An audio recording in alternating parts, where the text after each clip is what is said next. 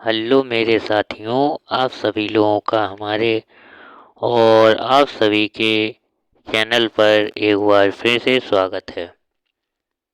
हम आपके लिए एक बार फिर लेकर आए हैं एक गाइडेंस प्रोग्राम और गाइडेंस यूपीएससी गाइडेंस प्रोग्राम के साथ साथ हम आपको देते हैं जो गाइडलाइन उपलब्ध होती हैं यूपीएससी के लिए कि आपको यूपीएससी में स्टेट पीसीएस में सिलेक्शन लेने के लिए किन किन बातों का और कौन कौन से तथ्यों पर ध्यान देना चाहिए। और हम आपको इसमें अपने चैनल के माध्यम से बताते हैं कि आपको यूपीएससी स्टेट पीसीएस में सफलता पाने के लिए कौन कौन सी बातें और क्या क्या आवश्यकताएं होती हैं, उन सभी पर हम विशेष प्रकार की कक्षा उपलब्ध कराते हैं।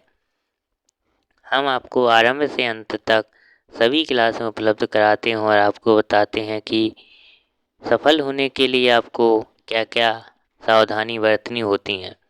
तो इसी क्रम में हम एक कक्षा और लेकर आए हैं कि अर्थव्यवस्था यानी कि इकोनॉमी को कैसे पढ़ा जाए और कैसे अपनी तैयारी करें कि अब सफलता की ओर आप आगे बढ़ सकें। तो आप हमारी बातों को ध्यान से सुनते चलिए और हम आपको इसमें विभिन्न प्रकार के सभी मुद्दों पर चर्चा करेंगे कि आप भारतीय इकोनॉमी को कैसे कवर कर सकते हैं। तो आइए हम आज की कक्षा को प्रारंभ करते हैं।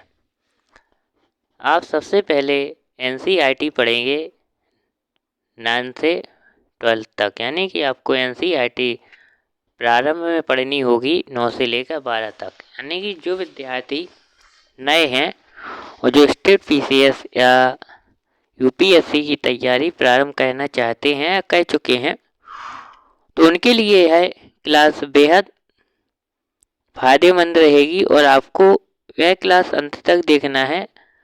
आपको अर्थव्यवस्था से संबंधित सभी डाउट दूर हो जाएंगे और आपको लगेगा कि हाँ, अर्थव्यवस्था आप ऐसे पढ़ेंगे तो आपकी पूर्ण रूप से कंप्लीट हो जाएगी और आप इसमें अच्छे से अच्छे नंबर भी ला सकते हैं अगर आप हमारे बताए हुए नियमों पर चलेंगे। आप सबसे पहले अर्थव्यवस्था को एनसीईआरटी के रूप में प्रारंभ करेंगे या सबसे पहले एनसीईआरटी कवर करेंगे 9 से लेकर 12 तक की क्लासों को। और यहाँ पर आप किसी भी प्रकार की क्लास को स्किप नहीं करेंगे, 9 से लेकर 12 तक आपको कवर करना ही है। फिर आप स्टैंडर्ड बुक की ओर बढ़ेंगे तो आपको रमेश सिंह इसमें सबसे पहले उठानी है। अब जब एनसीईआरटी कवर कर लेंगे और फिर आप स्टैंडर्ड बुक में रमेश सिंह को उठाएंगे, तो अब जब इन दोनों पार्टों को कवर कर लेंगे फिर आप करंट अफेयर्स पर ध्यान देंगे। प्रारंभ में आपको करंट अफेयर्स पर ध्यान नहीं देना है। प्लीज़ रिक्वेस्ट है आपसे कि आप प्रारंभ में करंट अफेयर्स पर ध्यान नहीं देंगे। आप सबसे पहले एनसीईआरटी को कवर करेंगे और फिर इसके बाद आप रमेश सिंह को कवर करेंगे। जब आप इन दोनों यानी कि दोनों क्लासों को यानी कि NCERT plus standard book cover कर लेंगे, फिर आप आगे इन दोनों को कवर करने के बाद करंट अफेयर्स की ओर बढ़ेंगे। करंट अफेयर्स के लिए आपको एग्जाम से 18 माह पिछले करंट अफेयर्स पर ध्यान देना होगा, यानी कि एग्जाम के जो पिछले 18 माह तक का करंट अफेयर्स आप भारतीय इकोनॉमी में पढ़ने का कार्य करेंगे। और करंट अफेयर्स के आपको नोट्स भी बनाने की आवश्यकता है। और जो विद्यार्थी अगर नोट्स नहीं बना सकते हैं तो उनको हम विशेष तौर पर एक नई क्लास उपलब्ध कराएंगे कि अगर आप नोट्स नहीं बना सकते हैं और आपके पास कम समय है तो आप उसके लिए क्या सेकंड सॉल्यूशन है या नहीं है।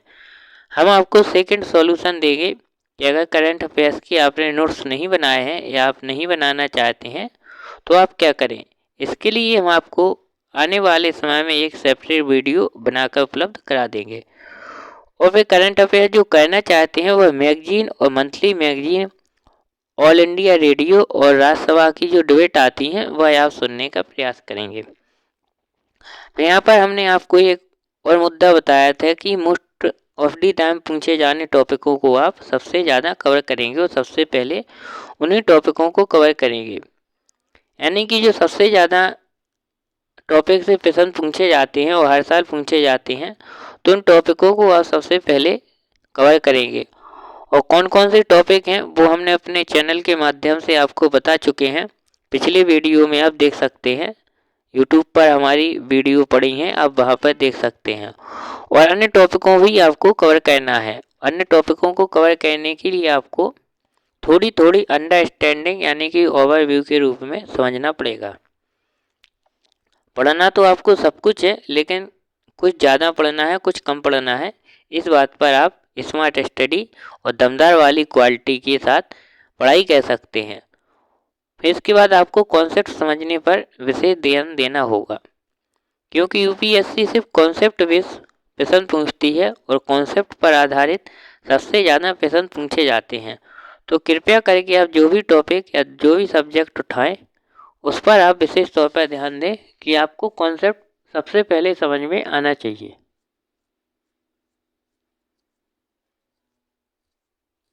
यानी कि आप कॉन्सेप्ट पर आधारित ही पढ़ने का कार्य प्रारंभ करेंगे।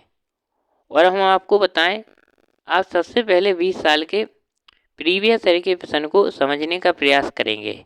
यह हमारा हर क्लास में मुद्दा रहता है कि आप जब भी कोई भी एग्ज़ाम या जब भी कोई भी आप सब्जेक्ट की तैयारी करें तो उसके कम से कम 20 साल के प्रश्न पत्र होना ही चाहिए आपके पास। और उन प्रश्न पत्रों के आधार पर ही आने वाली अपनी तैयारी को आरंभ करें। और फिर उन 20 साल के 2 स्लॉट बनाएं और स्लॉट में 10-10 साल के जो स्लॉट बनेंगे उस आधार पर देखें कि प्रश्न पूछने की प्रवृत्ति कैसी बदलती जा रही है और ट्रेंड कैसा चल रहा है। तो इस पर आप विशेष तौर पर एनालिसिस करेंगे। और फिर आप इसमें थोड़ा उत्तर लेखन का भी अभ्यास करते जाएंगे कि भारतीय अर्थव्यवस्था में उत्तर लेखन आपको कैसे करना है। हमने उत्तर लेखन के बारे में आपको विशेष तौर पर एक स्पेशलिस्ट वीडियो उपलब्ध करा दी है हमारे चैनल पर। पिछली ही वीडियो है, आप वह जाकर देख सकते हैं कि मेंस में और ऑप्शनल विषय में उत्तर लेखन का सही तरीका क्या है, वह हमने आपको बता दिया है। आप पिछली क्लास में आप जाकर देख सकते हैं। फिर इसके बाद हम आगे बढ़ते हैं तो आपको जो भारतीय अर्थव्यवस्था है, प्रीलिम्स में कम से कम 15 प्रश्न आने की हर साल संभावना होती है और हर साल कम से कम 15 से 18 प्रश्न आते हैं। तो प्लीज़ मेरे विद्यार्थियों और मेरे सभी साथियों, आप अर्थव्यवस्था को किसी भी आधार पर स्किप नहीं करेंगे। आप उसके कॉन्सेप्ट प्लस उस पर जो फैक्चुअल डाटा होता है वह आप कवर करेंगे। और मेंस में यह कम से कम 90 से 120 नंबर तक आपको देने की क्षमता रखता है। तो आपको भी अपनी क्षमता बढ़ानी होगी कि 90 से 120 नंबर में से करीबन आप 50 से 60 नंबर भारतीय अर्थव्यवस्था में लाने का प्रयास कर सकें। और इकोनॉमी के लिए आपको इकोनॉमी सर्वे और जो बजट आता है आपको उस पर भी ध्यान देना पड़ेगा। इकोनॉमी सर्वे और प्लस बजट आता है जो फरवरी मार्च के बीच में, वह आपको विशेष तौर पर ध्यान देना होगा, अच्छे से कवर करना होगा। तो यहाँ पर हमारी भारतीय अर्थव्यवस्था से संबंधित विषय के बारे में संपूर्ण जानकारी हो गई कि आपको किस आधार पर और कैसे तरीके से कवर करना है।